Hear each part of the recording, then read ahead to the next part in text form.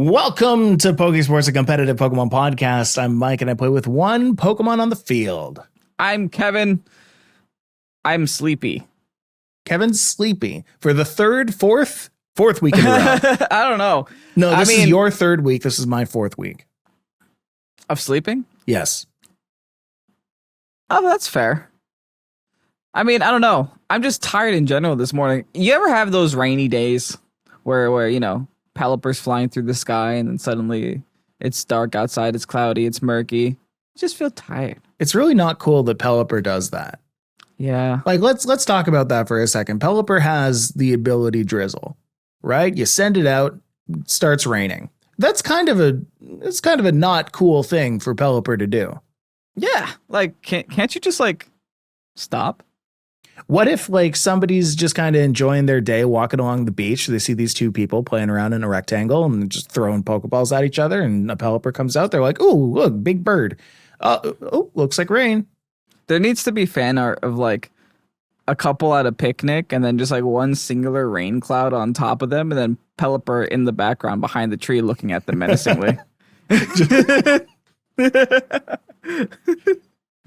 Make it happen, people. A wild Pelipper appeared.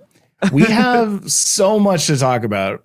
Contrary to what that first little bit might have sounded like, we have so much to talk about today. Believe it or not, yes. Believe it or not.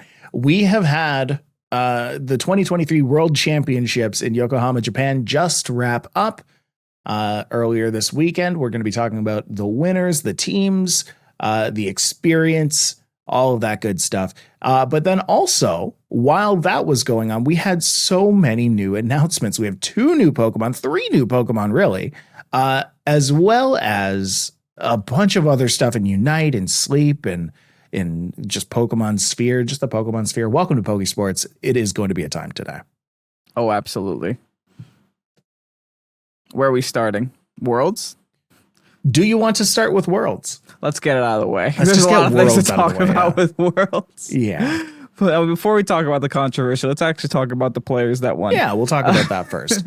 So listen, Worlds happened over the weekend. That was from August 11th to 13th. There were 336 players in attendance. This is a fully invitational tournament.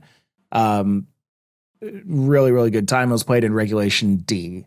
Day 1 was 7 Swiss rounds. Day 2 was 7 Swiss rounds plus a top cut, all who got X2 or better. And by the way, for anybody who doesn't understand what that kind of terminology means, X2 essentially means you can lose 2 of your sets before being eliminated.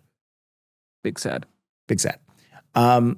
Plenty of diversity in these teams. Not so much diversity in one Pokemon. Now, everybody went into this thinking that Fluttermane was going to be that Pokemon. And to their credit, there were a lot of Fluttermanes. It was close. Yeah, it wasn't far off. Nope. There were a lot of Urshifus. I'm just going to count right now how many Urshifus there weren't. That's the easier way for me to count. 1, 2, 3, 4, 5, 6. There were 20 Urshifus in the top 26. Yikes, dude. Yeah. It's a pretty good Pokemon, guys. Have you heard? I mean, not to just mention that, yeah, it gets 2 forms, so we don't know which form is which, but most likely most of those are water, but just because water's just taking over the game right now. Yeah. Now, mind you, there were also 20 Fluttermanes that were in the top 26, but the top 10 teams all had Urshifu. And only 7 of the top 10 teams had Fluttermane on their team. So let's talk about maybe the top 4. We had in 4th place, Fedicampo VGC, Federico Camporesi, who ended up with $5,000 and a 2024 invite to Worlds. So he's coming back next year. Yeah, he's done. He's done with the season. Bank it away. Let that money grow. You're good. We'll see you next year. Rocking the Fluttermane Urshifu. We don't know if it's Rapid Strike or Single Strike, but presumably Rapid Strike. Dragonite, Iron Hands, Cresselia, and Ursaluna. Fedicampo with the Moon Bear. Respect. Fedicampo brought the Moon Bear. The Top only 4. person in the top 4 who brought Ursaluna. Or Cresselia, for that matter. Mm-hmm. Yeah. 2 great Pokemon. Unfortunately, couldn't take the whole thing. Coming in third, right alongside him, was Mao Harada from Japan, who ended up with $5,000 and also a 2024 invite to Worlds. All of the top four end up with a 2024 Worlds invite. Mao brought Fluttermane, Urshifu, Amoonguss, Iron Hands, Chen Pao, and Landorus. The Therian flavor. So a very physically flavored team. That Chen Pao doing a lot actually for the Landorus, the Iron Hands, the Urshifu, does quite well for that. It's interesting not seeing Chen Pao next to Dragonite. In fact, the one time that we saw Dragonite here in top 4, it wasn't next to Chen Pao. Yeah, right. It's like Pao Knight has they have been each other's best friends for a very long time now. So seeing them just not even on the same team at all is interesting. But hey, I guess Urshifu is Chen Pao's new best friend. I got to tell you, Kevin, Chen Pao Dragonite does not show up in any of the top 26. Oh, wow. You see a lot of Chen Paos. You see a few Dragonites. Yeah, there are 2 Dragonites here, but none of them together. They don't. So if you're still using like Chen Pao Dragonite, broke up. Yeah, they broke up. Pao Knight broke up, guys. TMZ says it all. Now, what does that say about that, right? Is that because you still see it on the ladder all the time? Chen Pao Dragonite. I think what it says is that Farigiraf might have been picking up a little bit. I know Farigiraf has won a lot of tournaments in Regulation D prior to Worlds, like within the week into Worlds. So maybe people will just realize, okay, maybe Chen Pao Dragonite in the way. I just got to rely on something more consistent that doesn't rely on priority. They moved away from Dragonite and then just kind of hugged a bunch of other physical attackers like the Iron Hands. Interesting. Who knows? Interesting. Well, coming in second is Michael Kelsch, otherwise known as Michi, or on Twitter known as Michael Derbesti. We've mentioned Michael Derbesti before. Prize ended up with $7,500 because he came second and a 2024 Worlds invite from Germany. His team involved a Dragapult, Urshifu Rapid Strike. Oh, is that actually an Urshifu Rapid Strike? Yes, it is. Oh, cool. If you highlight it, it shows what kind of Urshifu it is. Urshifu Rapid Strike, Rillaboom, Heatran, Chen Pao, and Farigiraf. So there's your Farigiraf. Correct myself. Fedicampos was a single strike Urshifu. There you go. The more you know. Yeah, Michael, probably one of the most interesting teams here in top 8, I'd have to say. With the Farigiraf, again, we knew Farigiraf was picking up the week prior to Worlds because just stopping priority is huge. Stopping Trick Room is huge. Setting up Trick Room if you have to is also huge. And you can just EV Farigiraf to do what you need it to do. Also, only Heatran here in top 4. Wow. Heatran's a cracked Pokemon, dude. It's so good. And if you can just have it in the right situation, it'll not go down. And it could just sit there and do consistent damage to the enemy side of the field, especially with the new terrestrialization mechanic. Also, hey, I got Dragapult here. Yeah, I respect this team for a couple of different reasons. It's very anti-meta. It's very anti-meta. Instead of using a Fluttermane, it's using a Dragapult. Instead of using an Iron Hands, like 14 of the other teams in this top 26, it's using a Heatran.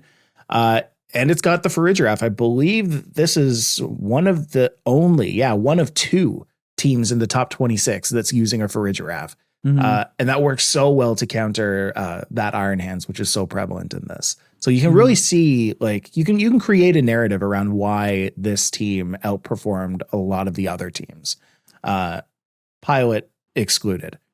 I'm a increase the narrative even farther. Michael Kelsch's first competitive experience was December of 2022. This is his first season competing in VGC. Wow. Made it to Worlds, made it to second place. Bara. Yeah, he's built different. I know. That's wild. Mm-hmm.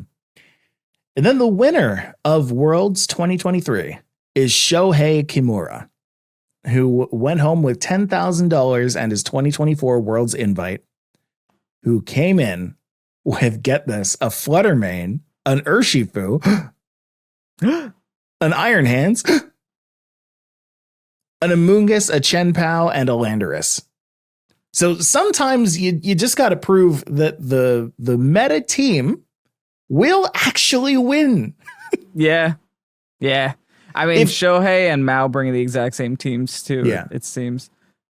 I'm just always impressed when a Japanese player can win Worlds, because you got to realize they play a completely different metagame than what we do. They don't play open team sheet. They play closed team sheet, online tours, best of one. So now you're introducing a meta where you have open team sheet, best of three format, and they're able to take the whole thing. I mean, I don't want to take away from any of the other top four, any of the other players in the tour. It's cool that a Japanese player won in their own home turf. But on top of that all, they won in a completely different metagame than what they're used to. So this is giving even, I think, more respect to the Japanese players, because they're technically out of their element when they're playing in a best of three open team sheet. So yeah, as you said, just to come out and smash so many players with just their know-how of the game is amazing. It's fantastic. So that is that. I will say that in terms of prizing, people from 5th to 8th went home with $3,000. People from 9th to 16th went home with $1,500. So there's some good prizing there. Now, Kevin, I know you. Yeah.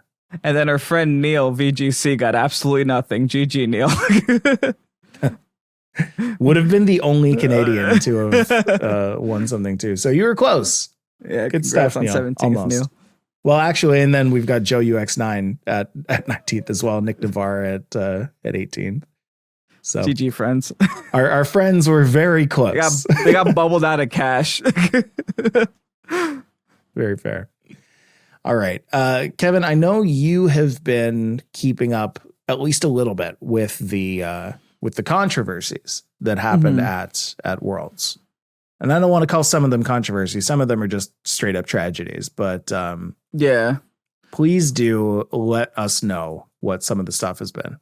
I mean, if you guys haven't been following, or if you guys have only been following Worlds through live streams, you probably wouldn't know about this. But if you've been following Worlds through like social media and you're part of the VGC community, a lot of top competitive players got their teams hack checked and then subsequently disqualified for it. So the way that this all panned out was the Pokemon Company put out an email to all players competing at Worlds that specifically said, hey, we recommend you don't use any traded Pokemon because we're upping our hack checks, yada, yada, yada.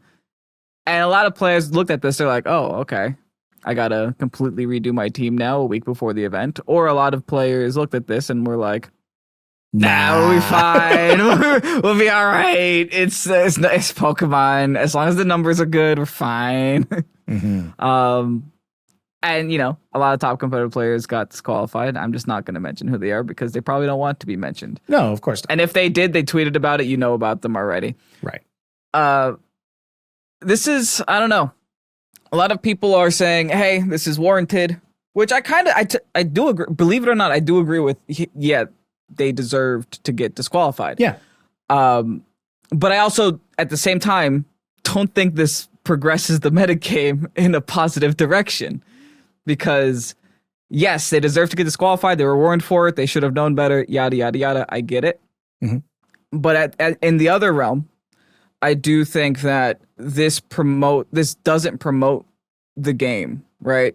This makes it harder for people to play the game. This makes it harder for new players to enter the game, being like, okay, now I have to enter, I have to build a team, and I have to get everything right. I have to learn EVs, I have to learn IVs. I've always thought that learning competitive should just be easier, just in general. Like, you can hop on Unite, pick a Pokemon, Unite. You can play a game, you'll be fine. You have to choose 3 items, and then that's all you have to do. Pokemon, I mean, like, come on. You gotta pick the stats of each of your individual chess piece before you even start up a game. Playing the game is hard enough. And there were a lot of people online who rebutted with like, it's just that easy, just don't cheat. It's not the cheating that I think we're all talking about. It's the fact that we can't use traded Pokemon.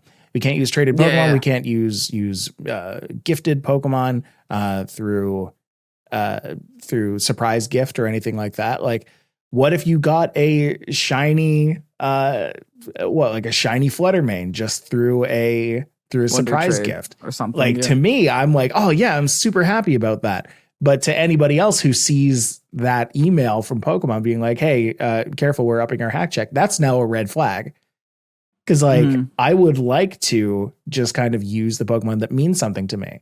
And to me, using a friend's Pokemon who has, made this Pokemon or like bred and traded and trained and EV'd and IV'd and whatever, like that means something to me.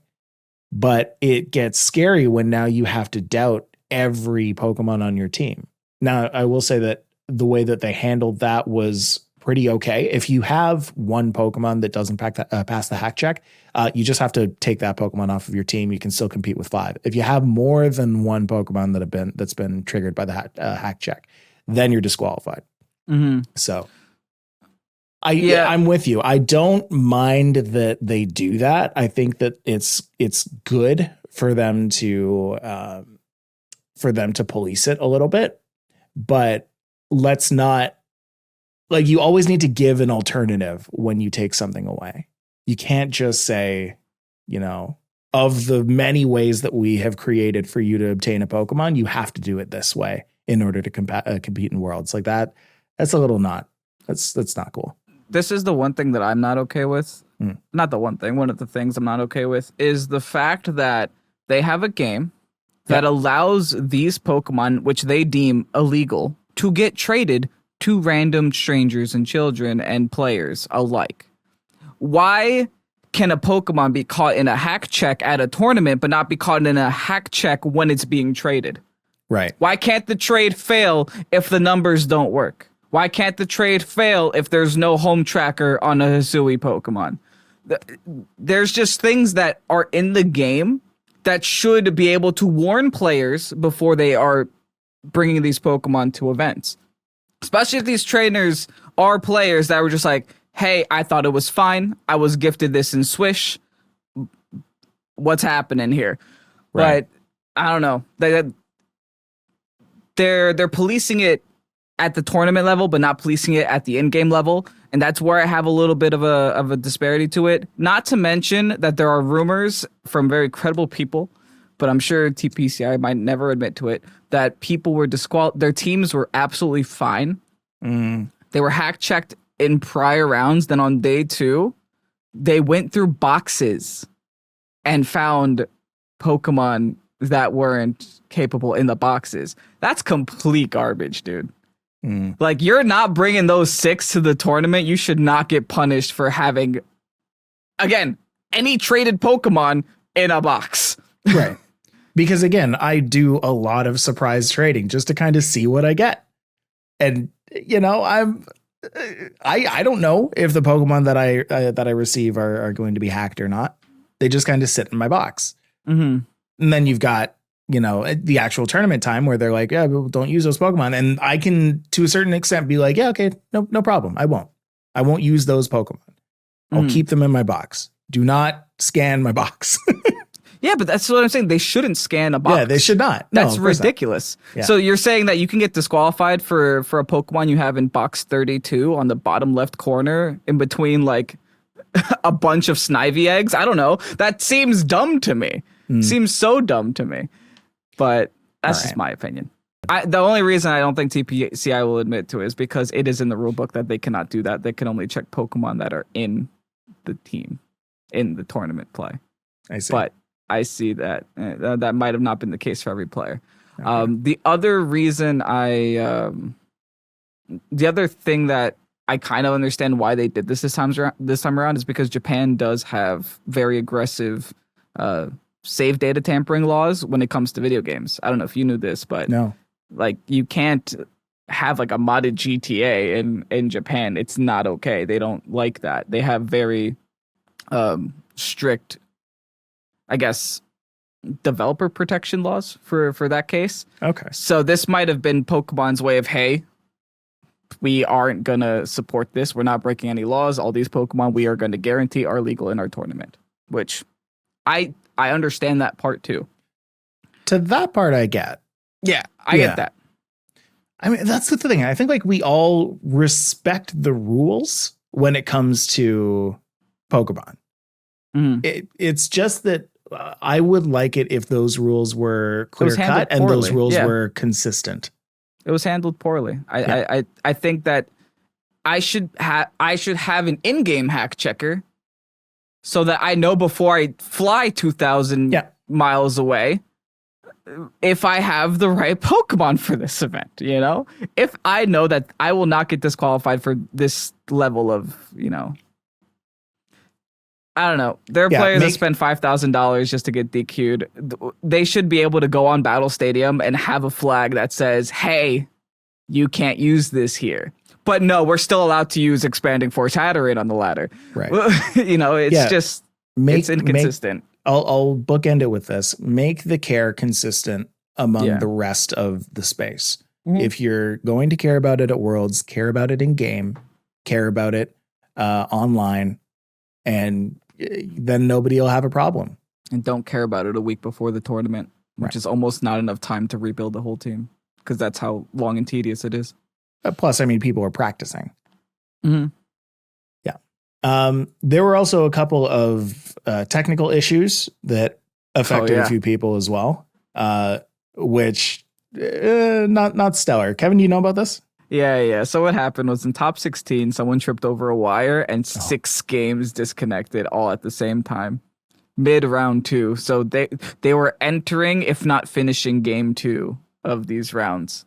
So a lot of the matchups were already like practically determined. Right, they got the game 1. They were in game 2. They were winning game 2. I think the most notable player was Emilio, who's like one of the most consistent and greatest players in like competitive Pokemon history, especially in like the last 2 years. Who had a game win on game 1, was winning game 2, and then got DC'd, and then it went into sudden death.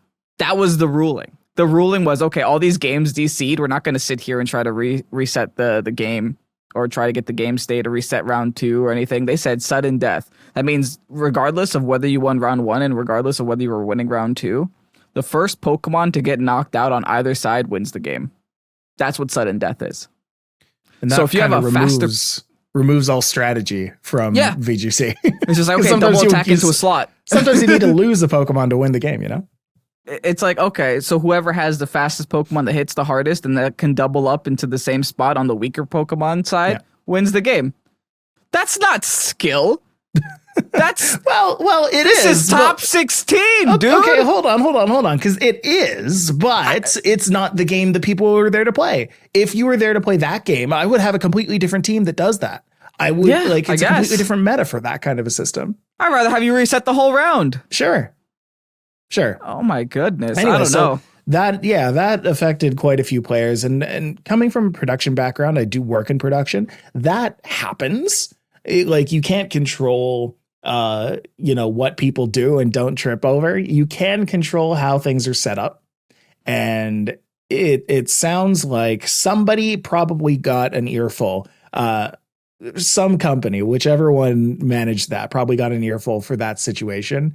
It's not ideal. You don't want that to happen ever, because that affects multiple people, not just the players, but the tournament organizers, the company itself. It affects everybody. You can't have that happen. Somebody probably got real mad at somebody else. So I would rest assured that at least it won't, not that it won't happen again, but it will definitely be looked at by probably a different company, if I'm honest. I don't even know if that's the company's fault or the game's fault for not having safe states inside of a battle. Well, there are things that the game can do for sure. Yeah, why can't every battle just have safe states in between every turn? But that's coming from us. Back to a turn. Yeah, that's coming from us, the players. As people who don't play the game in production, they're not going to see that. They're going to see somebody tripped over a wire and it affected all these people. So now it's the wire's problem and whoever set that up. Yeah, fair. Yeah. Okay. Let's move on. But other than that, Worlds was great. Yeah, other than that, Worlds was great. I'm so happy that Worlds happened. We just went on a 15-minute tangent about all the problems of it. But Worlds was fantastic. It looked really fun, and the pictures and statements that I'm seeing from people having a good time in Yokohama, it just it triggers my FOMO really hard. But it looked like a fantastic time for the players. Mm-hmm. Worlds is also in Honolulu, Hawaii next week. Next year. Back to Hawaii. Yeah, it's like the fourth year. time, right? Yeah. This one I am more likely to go to. I will say that now, because you don't have to be as finicky about travel arrangements when you're going to Hawaii. Yeah, you just fly to Los Angeles and then fly to Hawaii. It's not There too you go. complicated. Yeah. Not so bad. The thing I will say about that is also Play Pokemon put out a statement on August 13th at 4 a.m. saying, "Our hearts go out to those who've been impacted by the devastating wildfires in Hawaii." And by the way, from us as well, oh my goodness, it's tragic what's happening over there. Play Pokemon says, to support relief efforts, the Pokemon Company International is making an immediate monetary donation of $200,000 to its partner at Global Giving through its Hawaii Wildfire Relief Fund. And then they gave a little blurb saying, like, to learn more about Global Giving's local relief efforts and to join in supporting the people of Hawaii, please visit globalgiving.org/Pokemon. It's fantastic that Pokemon is making an effort to go and support the people of Hawaii. I know they have a long history of doing worlds over there. They have a long history of doing just things, Pokemon related things over in Hawaii. Heck, Alola Gen 7 was based off of Hawaii. Yeah. Like it's awesome to see them supporting in any kind of way. Yeah, we gotta stop the cancel culture of every time a company donates somewhere, we just complain that it's not more money. That's, I don't know. That's just, guys, they don't have to. We're lucky that anyone's giving any money to anybody. What Kevin's talking about is there were some people who were saying, "Oh, 200,000, that's it," kind of thing. Where, like, no, they're giving support. They're giving support, and let's let them give support. Mm-hmm. Yeah, and then also we can give support as well. Yeah, absolutely. As people. Okay. Let's move on. The Pokemon Company right now is having some conversations about how to ensure game quality with regular releases. Okay, at least they noticed. According to Takato Utsunomiya, chief operating officer at Pokemon, conversations are being had about how to keep up the series' regular releases of games while also maintaining quality. So if we're talking about, like, a new game released every 3 years, it's difficult to keep up with your game, to provide updates to your current game while also working on the next game without stepping on the current game's toes and losing all your people. I think the answer is just more people, right? More people. Like hiring more people for it? Having a bigger team. Like, I think Game Freak in general is like only a couple hundred, right? It's not a lot. I think they do kind of pride themselves on having a lean team, and there is there's a lot to be said about a lean team. 169 right? Is how many people work at Game Freak. If you get too many people on a team, things can start to get a little muddy, and things don't get pushed out as quickly. Fixes don't happen as fast. And with a release every 3-4 years, like, you kind of need speed in getting things ready, right? I mean, I get that. Bethesda team size. Oh, no. Now you're just gonna start looking up all the team sizes. 420 plus. It's like 3 times more than Game Freak. I don't know, man. They can make it happen. So that's Bethesda. What's another one? Riot. Games. Oh, let's not look up Riot, man. There's like 7,000 employees there. Riot team size. I'm actually curious about now. retro there's games. 4,500 Rioters. Yeah. Oh, retro games doesn't exist anymore. That's right. Retro games? Who did retro games? Platinum games. Oh, Platinum Games. Okay. Platinum Games team. What games did Platinum Games have? But Bayonetta. Oh, okay. 361. Okay, so it looks like the sweet spot might be a little bit more than 169. All right. I don't know. The other thing that they can do is, as much as I love how ambitious Game Freak has been the last couple of years. Sure. Maybe just jumping from wild area to complete open world experience might have been a big jump. You think so? Kind of. especially when it comes to like load states. And have you ever noticed how nice like the actual max raid battles look when you catch a Pokemon? Like you could tell they spent months on that animation, but then the way that it actually functions is completely different. Because like the game will break, it'll crash, it won't give you rewards, it'll give you like I'm still complaining about the game a year after the game released. So you guys have heard all of this before. I feel like I'm beating a dead horse here, but you know, there's a couple things they can do. I'm sure that Pokemon realizes it, and Pokemon's gonna do something about it. Whether or not it'll happen by the next game, who knows? Okay, fair enough. All right, can we move on? I think so. Okay, we have in way more positive news, so many more announcements for the DLC.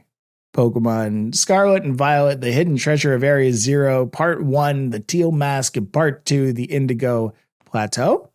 Disc, the Indigo Disc. That was it. What's the Indigo Plateau? That's another thing.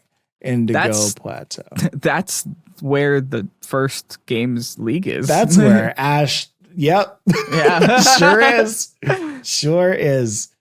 All right. Well, we got a bunch of information. This one was actually not for specifically the Teal Mask. This one was for the Indigo Disc. I almost said it again. The Indigo League. Yes. Yeah. I think did we talk about last week about how the Raikou Paradoxmon was shown, or was that after? No, yeah, we talked about this as it was coming out. Yeah. We didn't have a typing for it or anything. Right. So we didn't have any information for it. Now we have a lot of information for it. We just had its neck. That's it. We just had its neck. That Pokemon is Raging Bolt. Ooh. Electric dragon type with the signature move Thunderclap. Thunderclap strikes before an opponent's attack, which to me sounds like an electric sucker punch. Yeah, it feels sucker punchy. Which is kind of cool. Seems like it fails if the opponent doesn't go for an attack. So if an opponent goes for a protect, or if an opponent goes for like a sleep powder, Thunderclap won't hit. Which is kind of cool. I like the fact that they're giving Dragon Raikou some more priority moves, because Raikou in general doesn't have any priority moves, and Raikou as a Pokemon has gotten speed crept for like 6 generations in a row, so it's not fast anymore. Looking at this thing, I don't know. Brontosauruses, they don't move very fast last I've seen. So this might be a little bit of a slow guy, which is kind of cool. I do like the idea of like, hey, take a Pokemon that was notably fast and make it slow. That's right. And give it more tank. Evolution made it faster, I guess. Do you think that it is a faster Pokemon? That it will be a faster Pokemon? No, I think Raikou is a faster Pokemon. I think it's going to be slower. Yeah. It's got that slow vibe. It's got some big feet. It's going to trip over those if it goes too fast. So it's a tanky, strong kind of thing. Probably. Attacker? Yeah, special attacker, I would think. Thunderclap? I don't know. Thunderclap sounds physical. No, not to me.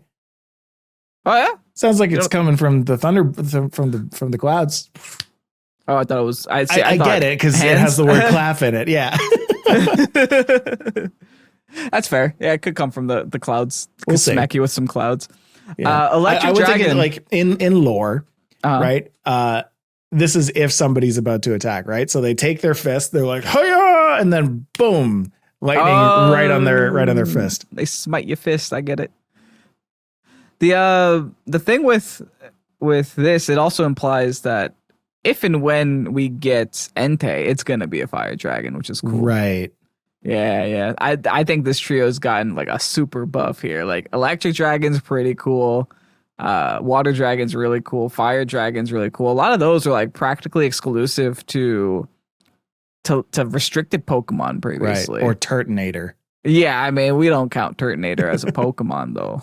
Or Kingdra, we don't count that one as a Pokemon either. We're true. Looking at Palkia, we're looking at Reshiram, and we're looking at Zekrom.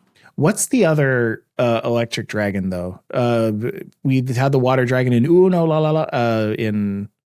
Oh, you're talking about Dracozolt. Thank you. Yes. Yeah, we had those too. But these are resurrected from Lugia. Right. Right. That's fair. I didn't even think about that. But honestly, those like even those fossil Pokemon, they were used, right? Dracozolt and Dracovish, Yes. they were used. It's just their stats and their move set didn't really synergize too well. And the fact they're not in the game with their current metagame, and also now they're just not in. Yeah. They're not here.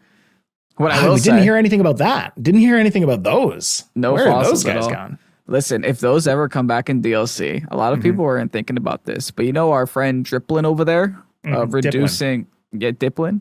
Oh, Driplin is what it wears when it goes out shopping. That's right. The Diplin has what's it called? The Super sweet syrup. Yeah, that one. Since it has that, you can run things like Hustle Dracozolt next to it, and just just benefit from having a Hustle Dracozolt here at full power and full damage. Wow. Currently, we do have things like Hisui and Lilligant that do also get Hustle, but having two grass types next to each other is meh. I'd rather have like a electric dragon next to the grass type. Right. Well, that's cool. And then the other Pokemon that we got is Iron Crown. Iron Crown is a steel psychic type. So like Kevin was saying about the resurrection from Lugias, how they're they're all with the dragon typing now. Likewise, all of the Swords of Justice seem to have psychic type plastered onto them, right? All of the resurrections from Keldeo. Right. Iron Leaves had psychic and grass. Iron Crown is steel psychic, which leads us to believe that Terrakion, whatever that ends up being, is going to be rock and psychic.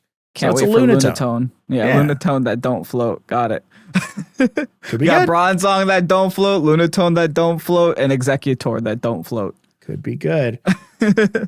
Iron Crown's signature move is Tachyon Cutter, which is a 2-hit steel move, which always hits. Okay, so it's a smart strike or a swift, but 2-hit. Interesting. Yeah. I think a lot of people were looking at the trailer. They were like, hey, look, it can knock out Mimikyu. Brother, it could knock out Focus Sash Flutterbane. That's what I'm worried about. Say goodbye to Fluttermane, folks. Hopefully. No. Fluttermane's going to be just fine. So it can still hit you with the Shadow Ball. You might need a Dark Terra. Yeah. Good luck making a Pokemon that's faster than Fluttermane that can handle it before it handles you. Like, no. Yeah. And then on top of that, in that same trailer, we got word that all starters from past games are going to be appearing in part 2, the Indigo Disc, which is huge, absolutely huge for the game. It's the first time in a long time. Yeah, since these starters are coming. There's a lot of starters that weren't even in a Switch game. They're now coming into a Switch game, which is kind of cool. Right. Pokemon like Totodile, Pokemon like Chikorita. I think it's like all of Gen 4, right? Well, we have... Oh, we don't have Infinite right now, so maybe. No. Yeah. We've got... Okay, so I've got all of the list in front of me, right? So Pokemon that haven't been there in a while. I'm just going to look and say off the top of my head who I haven't seen in a long time. We've got Chikorita, Totodile, Trico, Torchic, Mudkip. I know those 3 were in Swish, but actually, Sword and Shield, not maybe? Trico. I think they were all in. That's just my... Yeah, I don't remember. Anyway, they were never used. We definitely have all 4 of the Gen 4 ones that weren't in there. We've got Turtwig, Chimchar, and Piplup. Oh, I'm looking at just pictures. That's not good for me. Oshawott, Tepig, and Snivy all haven't been seen with Oshawott was in Paldea, though. Right, with exception to Oshawott and Paldea. Yeah. Or in Hisui. Yeah, so it's going to be really cool to see all of those Pokemon. We've got Fennekin, Froakie, and who we already have, and Chespin, which we already have as well. I think we have all 3 of those right now. We have Fennekin? Yeah. I played a magician team. Oh, yeah. Oh, yeah. A lady. Okay. Yeah, so really, really exciting to be getting those back. Kevin, I know, isn't excited for not Infernape, Incineroar, but Yeah. Such I is was life. waiting until you said Litten, but yeah, it's coming back. It was in the trailer. We saw it there. Everyone run. But thankfully it's coming back at the end of the year and not immediately. So hopefully by the time we go to Toronto, it's not there in the metagame and I could avoid it for at least one more regional. I don't think Can't it'll wait. be there in Toronto. Yeah, I don't think so either. Might be No. a little bit too early for that. If it's coming in winter, then it's probably, I would say, going to be there for January or March. Yeah, One of maybe. those two. One of those two. We'll see. So it's kind of cool that like we have a terrarium now of all of the starters, which It's some cool how they people introduced it. some people have been saying that this means that we can actually legitimately shiny hunt starters for the first time ever Oh, that's cool. Oh, that's a fair point. Yeah. without restarting a game a bunch of times. That's really good, actually. I Mhm. didn't even realize that. You weren't able to do that before. No, yeah, the only way that you could do it was to restart your game a bunch of times. That's no fun. People are happy about that one. All right, we also have a bunch of new moves. We have 2 new moves that we were told about. We have Psychic Noise, which deals damage and prevents opponents from healing. It applies heal block for a certain amount of turns. It actually says a certain amount of turns, and I assume that it would be 5 because it looks like it like literally applies heal block. The text actually says heal block. Yeah, in the actual trailer. So Yeah, we can assume. we can assume. And so what that means is any Pokemon that would have healed HP through any means, whether that's leftovers, whether that's through recover, whether that's through lunar blessing, can't be healed. So you have things like what your Ursaluna pops out. If somebody uses Psychic Noise on that, it does damage, and suddenly their lunar blessings not healing them anymore. The trailer showed them using it on a Dondozo, which I thought was hilarious because the Dondozo is all about healing up, right? You've got leftovers, you've got rest on that thing that brings its HP up. I am curious how it works with rest, but I'm pretty sure it just puts the Pokemon The to sleep same and way. doesn't heal it. Yeah, that's what happened in the trailer. Oh, is that The right? trailer was rest. Yeah. Oh, it went to sleep and Yeah. didn't get healed. That's so sad.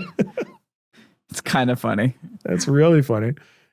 Go for a rest. Just doesn't feel better. All right. And then the other Pokemon, the other new move is Upper Hand. Upper Hand strikes before an opponent's priority move, which seems to flinch as well, which does flinch as well, as long as it goes off. So Kevin, say the line for me. It's a fake outing fake out that doesn't fake out unless the opponent's fake outs. There you go. So if your opponent is going to be using a priority move, this Upper Hand hits first and it knocks out, or not knocks out, and it flinches that Pokemon.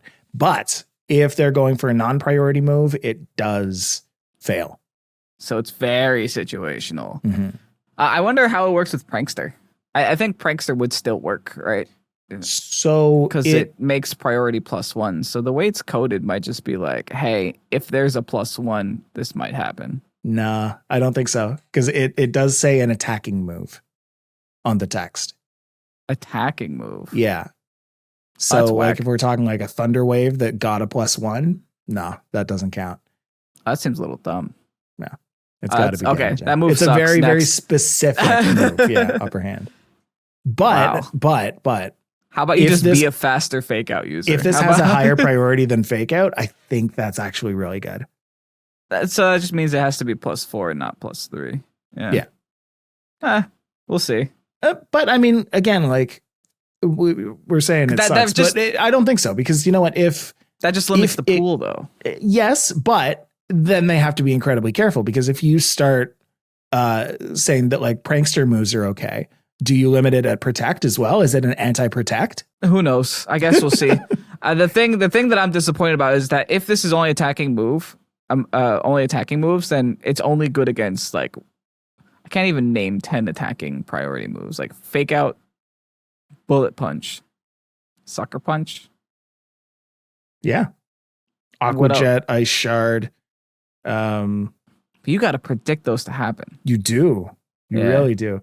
Now, I mean, the it's one m- thing that this has above Fake Out though is that it seems like you can use this not because fake out will fail unless you use it on the first turn. This looks like you can use it whenever you want. So if you just predict a bullet punch to come, you can be like, okay, sorry. Right. I mean, you can use it as a covering move for a partner Pokemon to go and use something else, right? If you're going up against a Chen-Pal, like a very common problem right now is when you have a Chen-Pal on the other side of the field, it can just sucker punch you and knock you out before you can do anything. Now you have a partner Pokemon using upper hand on Chen-Pal. Chen-Pal takes the extra damage because of sort of ruin, and your partner Pokemon that is faster than Chen-Pal, like a Fluttermane, really. Can now Dazzling Gleam to go and take that out. The other thing that I do notice it doesn't say is that Fake Out will fail if you use it twice in a row. This doesn't say it will, though. So if you're like against an E-speeding Dragonite, then okay. Flinching him every turn is kind of funny. Like a choice banded E-speed Dragonite, just like flinch, flinch, flinch. He's not allowed to play. You can just click flinch in that one spot and then attack with the other Pokemon on the other slot until the end of the game. Yeah. So it could be kind of interesting to see what happens there. I feel like upper hand isn't going to be used super often, but it is Depends going on to who be. Gets it, yeah. Yeah.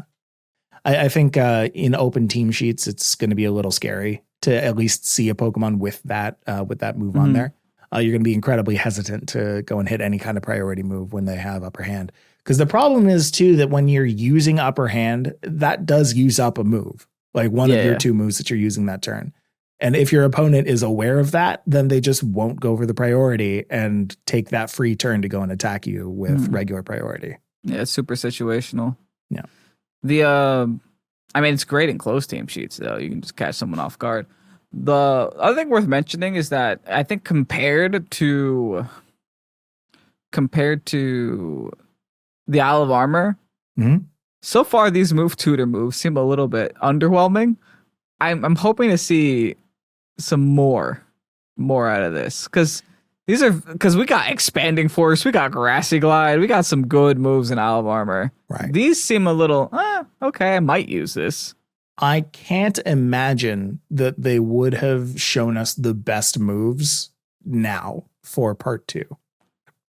Oh, okay, fair. I feel like the best is yet to come kind of thing. This is just a little bit of a taster. Like, hey, we're working on new moves. We'll see what happens. Could be. Does that mean we're not getting new moves for part 1, or because part 1's in like less than a month? If I had to guess, I would say that they're probably going to introduce a few new moves. Yeah, I would just stay tuned for that. Yeah. We have some more Pokemon Unite news as well. We got some Pokemon Unite news during Worlds. We have 3 new Pokemon joining Pokemon Unite. We've got Blaziken, Mimikyu, and Meowscarada.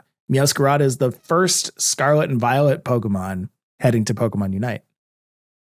Oh, is that the case? Yeah. Okay. I got to see it. They all look like Unite Pokemon. I can all imagine them moving around and hitting things. I like that. Yeah. What was funny is that I don't think Mimikyu and Meowscarada were planned to be announced at Worlds, and they accidentally leaked it at Worlds, which is what I heard. Then they have to play a little bit of they had to play a little bit of catch up on Twitter. Yeah. I just saw yesterday they went and revealed it as well. They're like, oops. Whoa. Well, I clicked the button. Yeah, apparently 4:14 a.m. was a big time for Pokemon to go and release a bunch of announcements.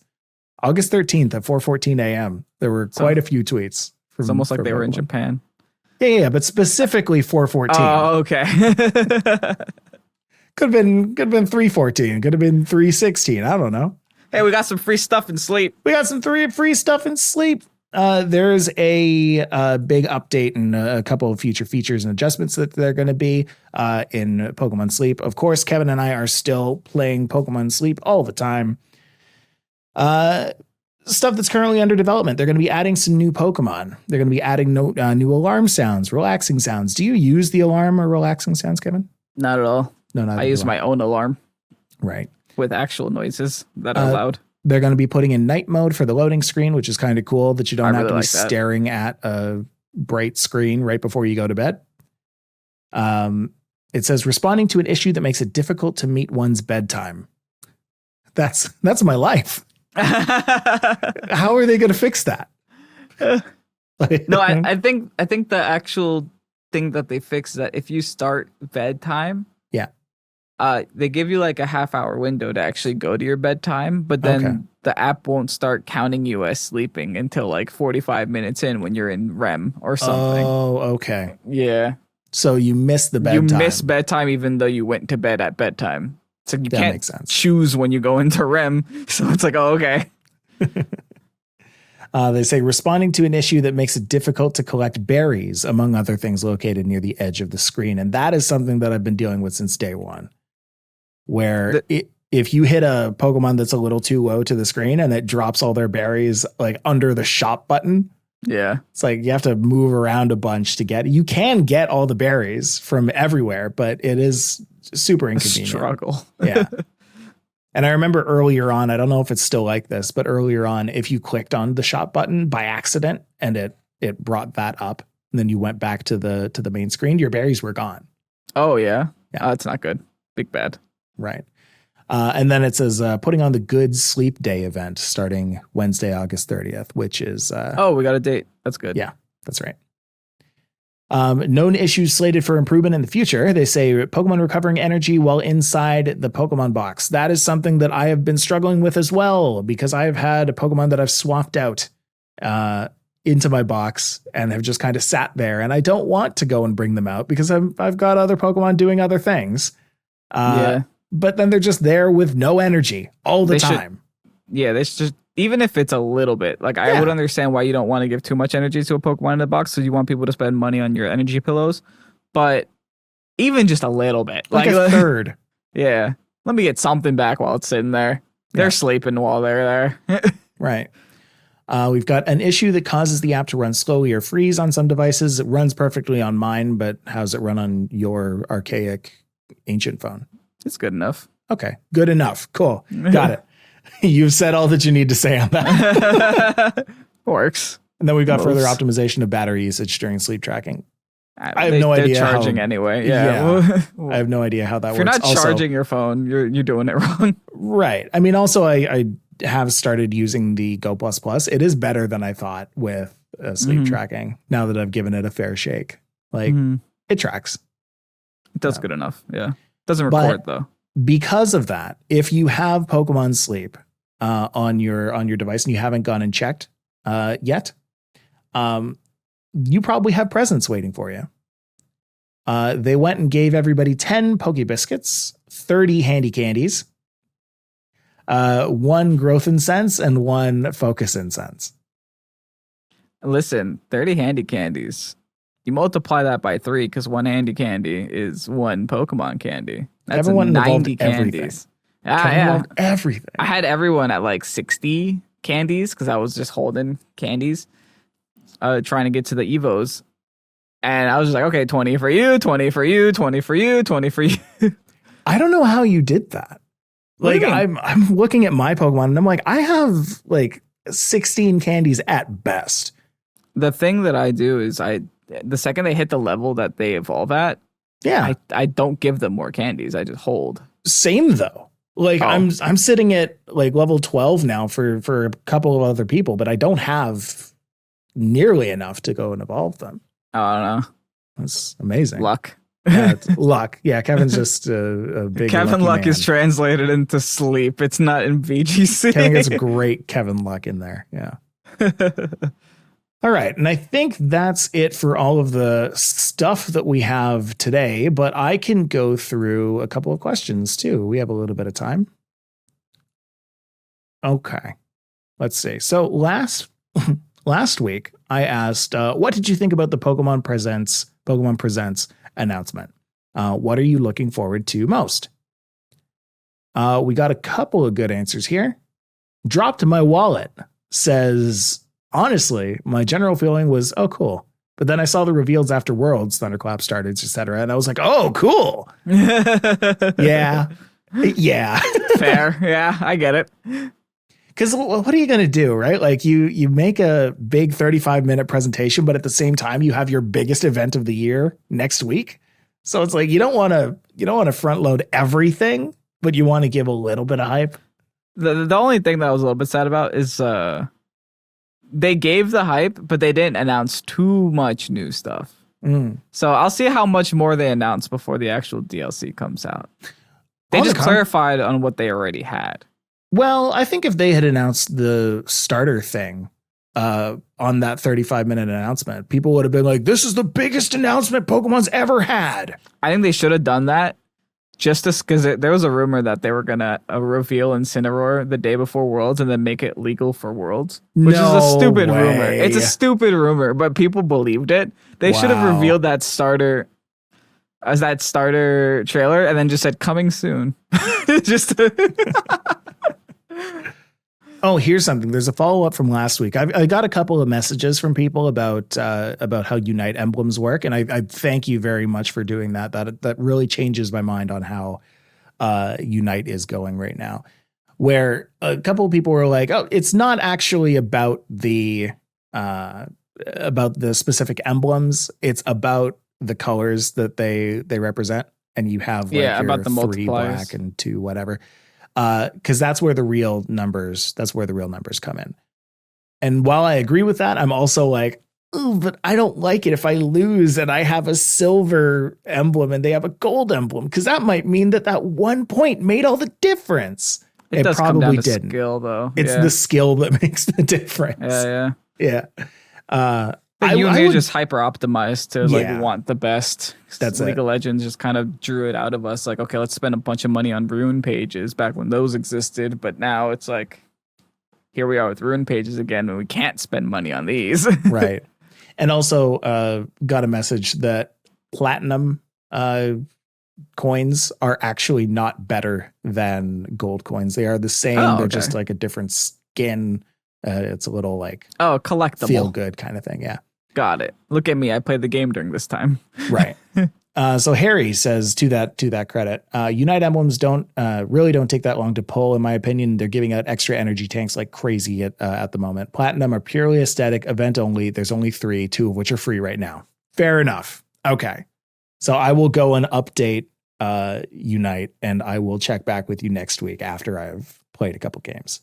Oh, snap. Yeah. Mike made a promise. I'm going to do it. No, I'm going to do it like right after this. I have it planned. It's in my calendar. Look at my calendar. Mewtwo and Altura says, I just saw Presents because I spent 9/8/23, August 9th, watching the SG NDP SG. I'm not sure what that is. Yeah, so did I. It was great. Yeah. But I absolutely love Iron Crown, OP material. P.S. Mary Curie's Mewtwo is a bit upset about letter limits. She can't use her real full name. Oh, no. Yeah. It's getting the Feraligatr treatment. Let's see. McGundam says, it was good. The anime and the DLC. Wanted to see what new Pokemon were being dropped and being brought back, aside from the obvious hook Pokemon that they promote. The hook Pokemon, I guess, being Raging Bolt and Iron Crown. Yeah, they're there to get our attention. Yeah. There is a new anime out right now, or a new animated short. Yeah. So you can go and watch that. The Path to the Peak. Path to the Peak. Also, there was a whole new Terra type we didn't even talk about, but whatever. Oh yeah, dude. Yeah, dude. There's a 19th Terra type. Yeah, there's a whole Terra type. Okay, get into it. Go off. So the trailer showed us a cool rainbow aurora type with all the types of what could happen. It's assumed to be that, hey, Terrapagos is the reason that this type exists, so it's probably coming in DLC too. So what happens is we don't know yet. That's the problem. It's the speculation. But any Pokemon can learn this, and Terra Blast gets boosted off of it. There's some speculation online that what it'll do defensively is that it makes you receive 1-time stab from all types. So you're not weak. Yeah, you're not weak to anything, but you're also not resisted to anything. So that's kind of like the give and take. Right. And offensively, what people are kind of presuming it'll do is give you 1.5 times stab on all types, and then the types you were originally become the 2-time stabs. Right. Which is, I will say right now, I called that. The second that it happened. So I'm stamping my name on this one. I'm saying that, you know what, this is what I think is going to be. I think it's going to be the exact same thing. Which It would kind of only like make sense. it makes sense, but at the same time, like, what reason would you have to use any other Terra type but this Terra type? This is a great Terra type. They have to limit this. Resistances, specifically resistances. I guess. Yeah. That's fair. Like if I'm, but you lose resistances though. So like if you were a Charizard that was getting hit by a grass type move, you're now neutral to grass and not 4 times resistant to grass. sure, but let's not forget as well that you lose immunities. Yeah. Right? You go normal type, you're immune to ghost. You go flying type, you're immune to ground. You lose that now. Yeah. You go dark type, prankster can hit you. Or you don't go dark type, prankster can hit you. Yeah, it's interesting. We'll see. We'll I see think how it works. There's some use cases to not use this, but yes, I agree. It is a wonderfully cool Terra type. So, hey, yeah, we'll see. If this is true, we still have no confirmation. I'm so sure that this is know. what it's going to be. I am going to bet my bottom dollar on this one, man. And if they do anything other than this, it's going to change the game completely. I think this is still going to be a pretty big change for people, but this is, it's going to be a pretty cool change. We'll see. All right. Anyway, that's been Pokesports for the week. I hope you enjoyed. And if you did, please do make sure to go and answer this week's question of the week over on Spotify, or to go and check us out on YouTube, youtube.com/Pokesports, because we've got lots of stuff showing up there all the time, as well as streams going there often. I've been posting a lot on TikTok, so if you want to go and check that out, TikTok and Instagram, at Pokesports or at Pokesports Podcast, because we couldn't get at Pokesports on Instagram. Definitely go and check those out. Yeah. Kevin, you got anything to talk about this week? I got a Spide Ops team this week. It goes exactly how you planned. I apologize on behalf of Pokesports. It's not us. Anyway, we'll see you next week. Bye, everybody. All right. Bye-bye. Not holding back.